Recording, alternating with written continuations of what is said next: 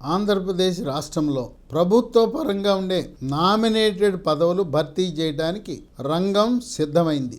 దానికి కొంతమందిని ప్రత్యేక టీముని తెలుగుదేశం పార్టీ తరపున నాయకులను ప్రభుత్వ అధికారులను కలిపి ఒక కమిటీని వేసి త్వరితగతిన రాష్ట్రంలో ఉన్న అన్ని నామినేటెడ్ పదవులను నింపాలనే ఆలోచనలో చంద్రబాబు నాయుడు ముఖ్యమంత్రి ఉన్నారు. నామినేటెడ్ పదవుల్లో దేవాలయాల కమిటీలు, పాలక మండళ్ళు, అలాగే మార్కెట్ యార్డులు చైర్మన్లు, డైరెక్టర్లు, నీటి సంఘాలు, సహకార సంఘాలు, వివిధ కార్పొరేషన్లు చైర్మన్లు, డైరెక్టర్లు, కుల సంఘాలకు సంబంధించి ఫెడరేషన్ చైర్మన్లు, డైరెక్టర్లు.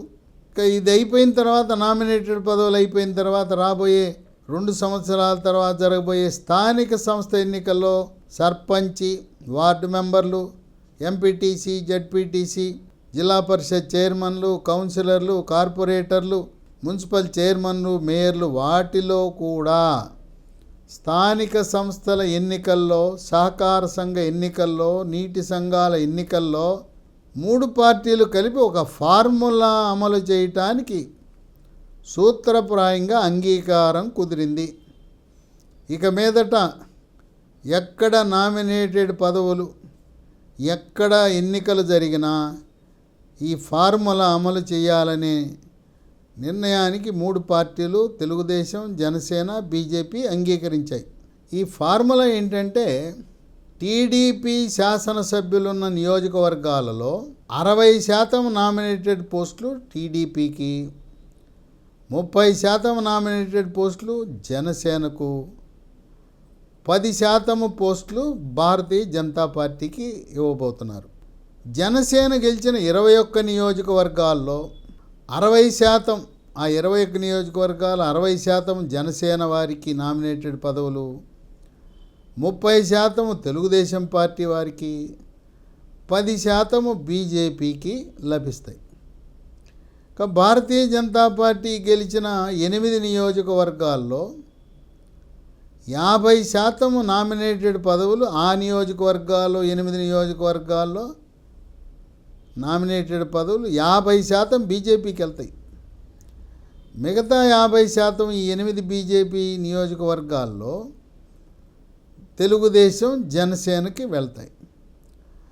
ఈ విధంగా ఈ పదవుల పంపిణీ రాష్ట్ర స్థాయి, జిల్లా స్థాయి, నియోజకవర్గ స్థాయి, మండల స్థాయి, వీటన్నిటిలో కూడా ఈ యొక్క ఫార్ములా అవలంబించాలనే ఆలోచనలో ఉన్నారు.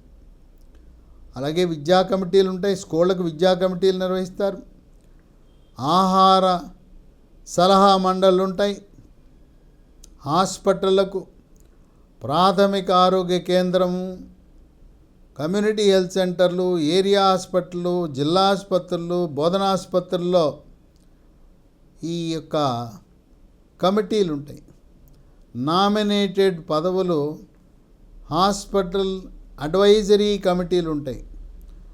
వాటిలో ఇదే ఫార్ములా అమలు చేయాలని, ఏ శాఖలో ఎవరైనా ఏది చేయాలన్నా ప్రతి దాంట్లో కూడా 3 పార్టీల ప్రతినిధులు ఉండే విధంగా సమన్వయంతో ముందుకు సాగుతూ, ఇతోధికంగా నిధుల వరదతో ఆంధ్రప్రదేశ్ను ముంచెత్తిన భారతీయ జనతా పార్టీకి 175 నియోజకవర్గాల్లో ఉండే 10% మంది భారతీయ జనతా పార్టీ నాయకులకు పదవులు ఇవ్వటం, రాష్ట్ర స్థాయిలో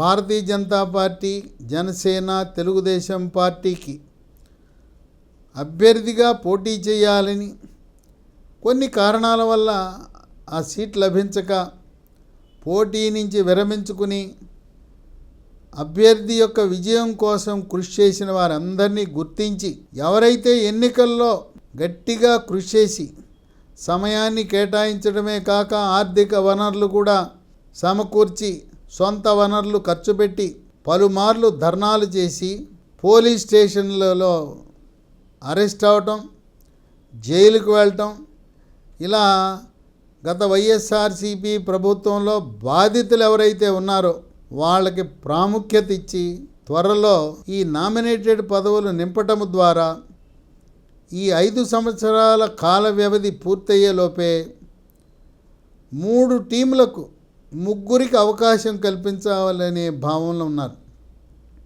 త్వరలో తిరుమల తిరుపతి దేవస్థానం, సింహాచల దేవస్థానం, అన్నవరం దేవస్థానం, కనకదుర్గ విజయవాడ దేవస్థానం, శ్రీశైల దేవస్థానం లాంటి ప్రముఖ దేవాలయాలకు కూడా పాలక మండలి నియమించి టీటీడీ ట్రస్ట్ బోర్డు చైర్మన్ పదవి అయితే అది ఒక మంత్రి కంటే కూడా ఉన్నత గౌరవం పొందే పదవి. ఆ పదవి ఎవరిని వరిస్తుందా అని ఆసక్తితో ఆంధ్రప్రదేశ్ ప్రజలు, తెలుగు ప్రజలందరూ కూడా చంద్రబాబు నాయుడిని ఎవరిని నియమిస్తారా అనే ఆలోచనలో ఉన్నారు.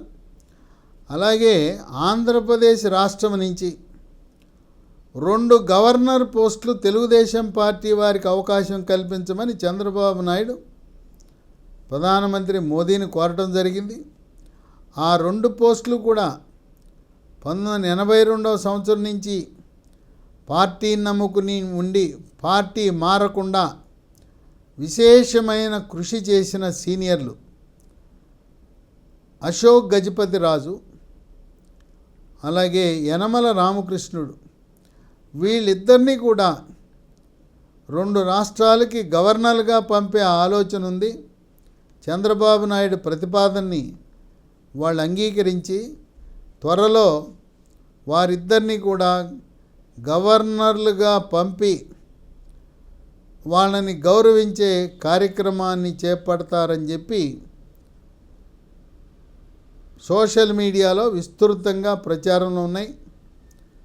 ఆశావహులు అనేక మంది తమ వంతు ప్రయత్నాలను శాసనసభ్యుల ద్వారా, మంత్రుల ద్వారా, పార్టీ నాయకుల ద్వారా వారు చేసిన సేవలను బయోడేటా రూపంలో రూపొందించి జిల్లా కార్యాలయాలకు, రాష్ట్ర కార్యాలయాలకు పంపి వారి యొక్క అదృష్టాన్ని పరీక్షించుకుంటున్నారు. ఈ నామినేటెడ్ పదవుల విషయంలో కూడా సామాజిక న్యాయానికే కట్టుబడి ఉంటాయి 3 పార్టీలు. అన్ని కులాలకు ప్రాతినిధ్యం ఇచ్చే విధంగా అగ్రవర్ణాలకు, అగ్రకులాల్లో కూడా కమ్మ, కాపు, క్షత్రియ, బ్రాహ్మణ, వైశ్య అన్ని అగ్రకులాలకు, అలాగే బీసీ కులాలకు, ఎస్సీ, ఎస్టీ, మైనారిటీ, దివ్యాంగులకు అందరినీ తృప్తిపరిచే విధంగా సామాజిక న్యాయానికి 3 పార్టీలు కట్టుబడి సామాజిక న్యాయంతో పాటు పార్టీకి ఎనలేని కృషి చేసిన వారిని గౌరవించే అవకాశము, సమయం ఆసన్నమైందని ఈ విషయం తెలిసిన వివిధ 3 పార్టీల శ్రేణులు వాళ్ళెంతో ఆనందంగా మాకు త్వరలో పదవులు రాబోతున్నాయి, రాజయోగం మాకు కలగబోతుందని ఆశతో ఎదురు చూస్తున్నారు.